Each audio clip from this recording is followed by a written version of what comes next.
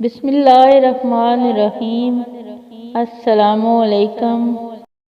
جمعہ مبارک۔ اللہ کے خزانوں میں سب سے قیمتی چیز راہ ہدایت ہے۔ اہدنا الصراط المستقیم۔ خوبصورت حدیث۔ نمبر 1، جو شخص ہر وقت بوضو رہے گا اس پر جادو کا اثر نہیں ہوتا۔ نمبر 2، سود اور حرام کھانے والوں کی دعا قبول نہیں ہوتی۔ نمبر 3، جس نے اپنی نمازوں کی فکر چھوڑ دی اللہ نے اس کی فکر چھوڑ دی۔